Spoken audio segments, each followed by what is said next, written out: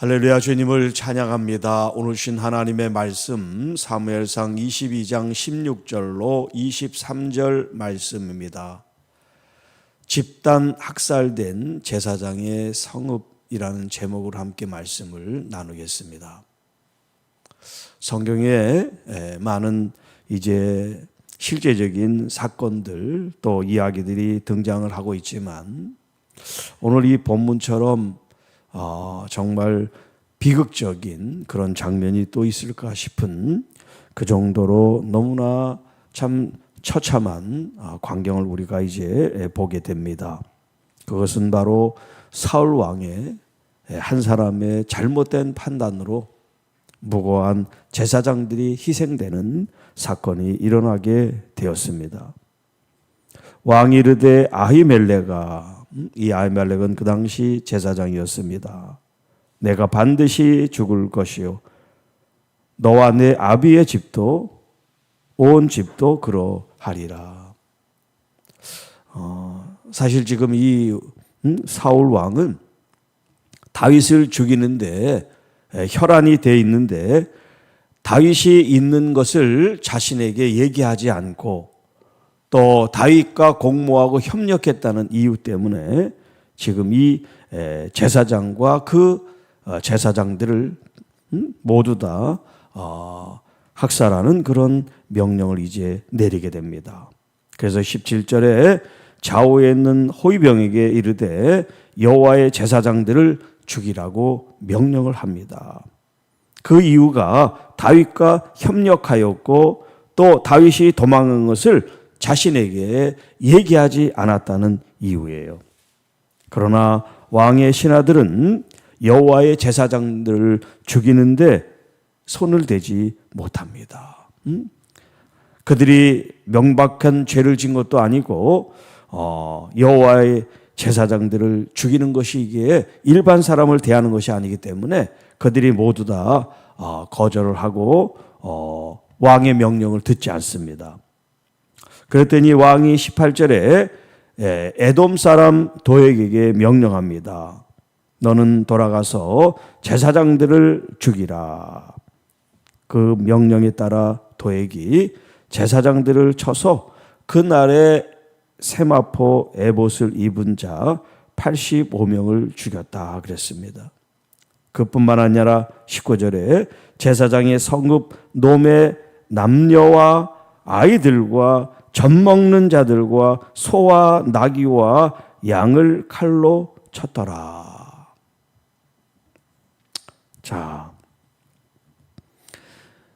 왕이 명령한 건 무슨 어린아이들, 젖먹이들까지 죽이라는 그런 명령을 구체적으로 내렸는지 모르지만 만약에 그랬다고 하면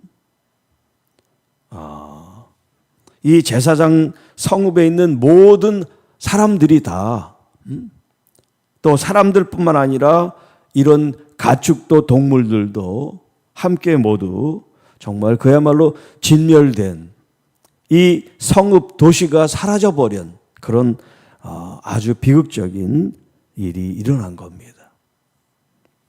자, 여기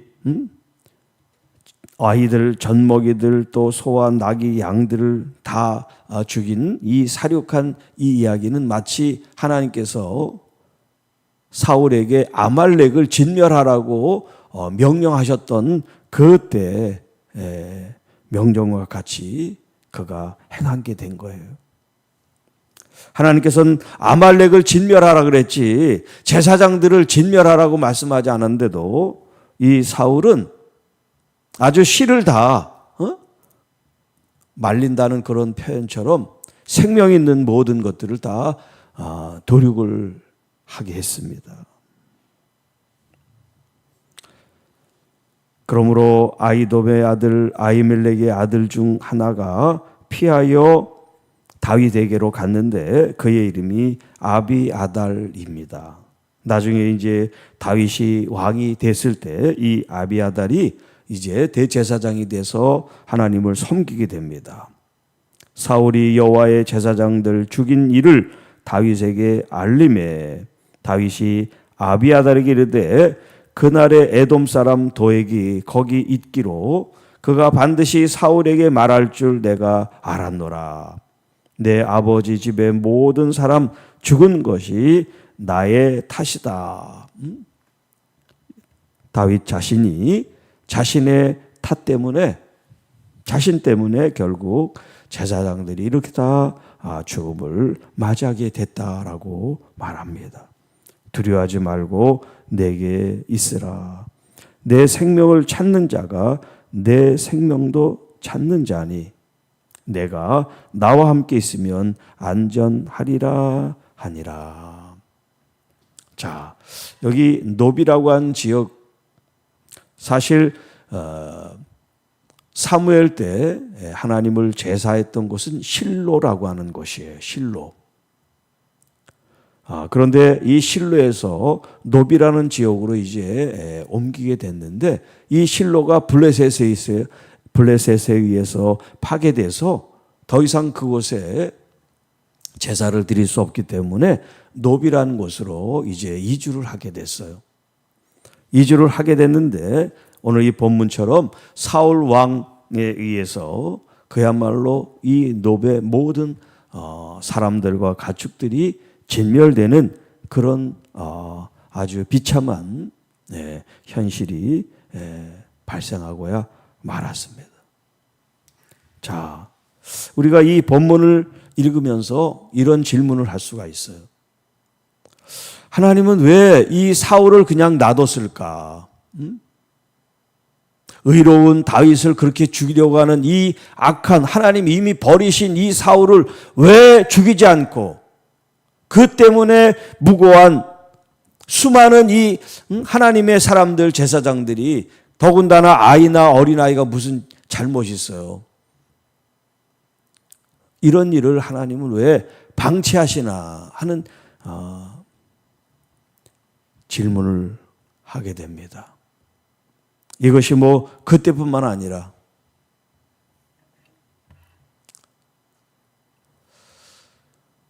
역사상에, 아니 지금도 무고한 사람들이 희생되는 것들이 있단 말이에요. 교회 가다가, 그것도 새벽 예배를 가다가 악한 사람에 의해서 무참히 묻지마 살해해서 죽은 그런 누군가가 있을 수 있고요. 왜 하나님 앞에 이렇게 열심히 살아가는 사람이 그런 불의한 사람에 의해서 희생을 당해야 되나? 무슨 술 먹은 음주한 뺑소니 어떤 사고라든가 이렇게 해서 참 값없이 죽는 그런 죽음들이 있단 말이에요. 가치 있는 어떤 대의를 위해서 희생한 죽음이 아니라,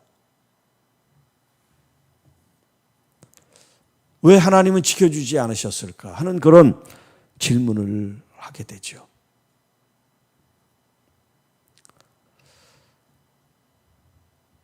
자, 하나님은 이 악한 사람을 악한 일을 할 때마다 징계하고 처벌함으로, 그로 말미암아 선의의 피해나 이런 어처구니 없는 비극이 일어나지 않게 하실 수 있지만 하지 않으세요.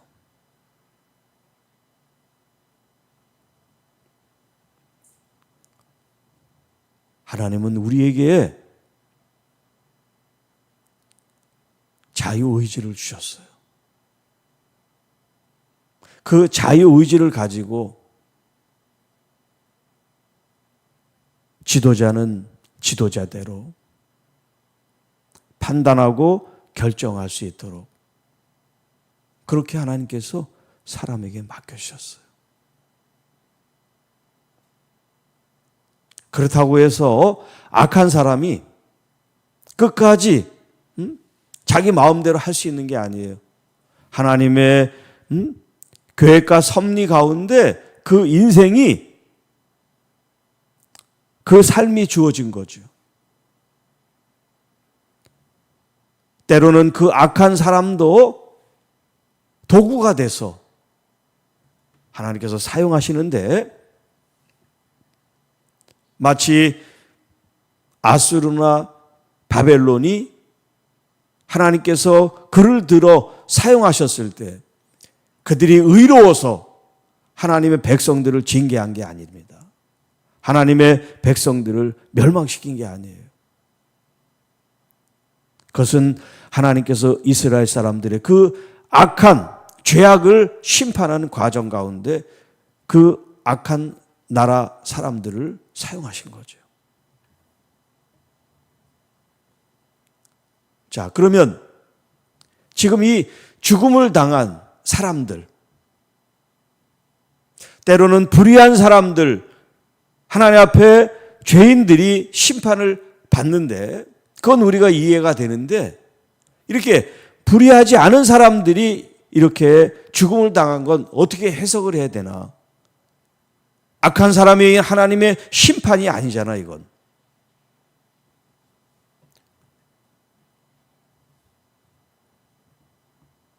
정말 그들이 불의했다면 마땅히 하나님의 심판을 받아 죽는 것은 우리가 이해는 하지만 그렇지 않을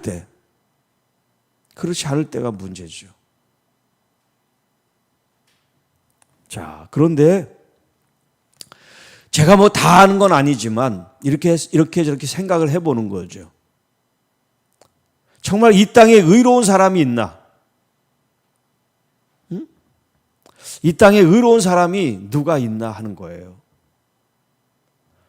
하나님 앞에 우리가 모두 다 죄인인데 의로운 사람이 죽었다고 얘기할 수 있을까 하는 그런 질문이 하나 생기고, 또 하나는 정말 의로운 사람의 죽음이라면 그가 비록 이렇게 비참하게 저항할 수 없는 힘에 의해서 폭거에 의해서 학살을 당하는 그런 의로운 사람이 있다면 하나님은 그의 피 흘림을 외면하지 않고 하나님은 구원해 내신다는 거예요. 그 대표적인 사람이 누구냐면 아벨이에요.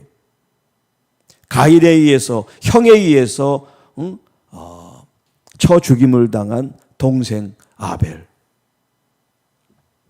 그래서 그의 피가 땅에서 하나님께 호소한다라는 표현을 쓰고 있죠. 자, 그때도 하나님은 가인을 죽이지 않고 오히려 그를 방치함으로 의롭다고 한 아벨이 죽었습니다. 하나님 왜 아벨을 살리지 않고 아벨을 죽게 했습니까? 차라리 악한 가인을 쳐 죽이시죠. 왜 의로운 아벨을 죽였습니까? 그런 질문을 할 수 있겠죠. 오늘 이 본문도 마찬가지예요. 이 사울 때문에, 한 사람 사울 때문에 이 잘못된 이 왕의 판단으로 말미암아 얼마나 무고한 사람들이 희생이 되고 학살이 되고, 그것도 더군다나 하나님의 종들, 제사장들이 이렇게 죽어야 됩니까? 라는 질문을 할 수 있잖아요. 그런데 우리는 정답을 얘기하자면 우리에게서는 정답이 없다는 거예요. 우리가 질문을 하고 의문을 가질 수 있지만 거기에 대한 정확한 답은 얻을 수가 없어요. 왜냐하면 우리는 하나님이 아니시니까. 다만 우리는 우리의 이 현실을 받아들일 수밖에 없어요. 하나님의 뜻이 어디에 있는지 우리는 알 수 없기 때문에. 그럼에도 불구하고 그렇다고 해서 그런 하나님 난 안 믿어. 응? 의로운 사람을 지켜주지도 못하는 하나님 내가 왜 믿어야 돼? 라고 얘기한다면 할 말이 없어요. 그러나 중요한 것은 우리는 이 현실만, 이 세상만 사는 존재가 아니라 우리는 이 땅에서 뿐만 아니라 죽어서의 우리의 영원한 삶이 있기 때문에, 비록 이 땅에서는 그런 비참한 죽음을 경험했는지 모르지만 하나님은 의롭다 하면 그 영혼을 영원한 세상으로 인도해 내셨을 것이라는 것입니다. 오늘 이 땅에 살아가는 모든 그리스도인들이 하나님의 거룩한 뜻을 우리가 다 헤아릴 수는 없지만 우리가 지금 가고 있는 이 길은 하나님의 나라를 향한 길이라는 겁니다. 그 과정 가운데 슬픔도 있고 비극도 있고 안타까운 일도 있고 좋은 일도 있고 흥한 일도 있고 여러 가지 형태의 일들이 우리 앞에 전개될 텐데 우리에게 중요한 것은 뭐냐면 어떤 상황일지라도 하나님을 신뢰하고 믿는 믿음이 필요하다는 거예요. 어느 순간에 내가 불리하고 내게 어떤 나쁜 일이 생기면 하나님을 믿지 않고 불신하고 하나님이 계시면 이럴 수가 있나 원망하는 것이 아니라 끝까지 하나님을 신뢰할 수 있는 믿음을 소유하는 것, 그것을 하나님은 우리를 테스트하고 계신지도 몰라요. 우리가 이 세상 돌아가는 일을 다 꿰뚫고 또 하나님의 뜻을 모른다고 하지만 우리에게 주신 우리의 부르심을 향한 하나님의 말씀 앞에 우리는 오늘도 신실하게 주님 안에서 우리의 길을 걸어가야 되겠습니다. 우리 주님을 의지하면서 주님을 신뢰하고 믿으면서 이 세상을 다 우리가 이해하고 섭리를 다 꿰뚫어 모른다 할지라도 모르는 가운데 알지 못하는 가운데 하나님은 나의 아버지시고 선한 길로 인도해 내실 것이라고 하는 하나님의 말씀을 의지하고 한 걸음 한 걸음 앞으로 전진하며 하나님께 더욱 가까이 주님에 대한 신뢰를 가지고 승리하는 우리 모두가 되기를 주님의 이름으로 축복합니다.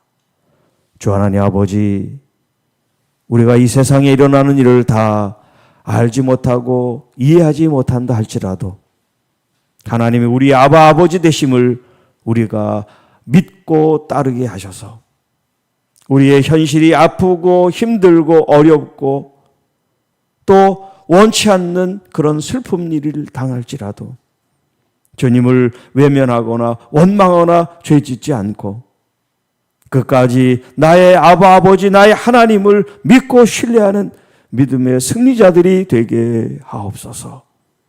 주님, 우리 주변에 우리의 삶 속에 여러 가지 안타깝고 또 어려운 현실들을 맞닥뜨리고 또 질병의 고난과 고통 속에 신음하고 벗어나기를 원하는 불쌍하고 하나님의 긍휼이 필요한 심령들을 외면하지 마시고 주님 불쌍히 여기시고 건져주시고 치유하시고 회복하여 주옵소서. 우리 주님이 우리를 더 선하고 올바르고 거룩하고 은혜롭고 아름다운 길로 인도해 내실 것을 믿사옵고 우리를 구원해 주신 우리 구주 예수님의 이름으로 간절히 기도하옵나이다. 아멘.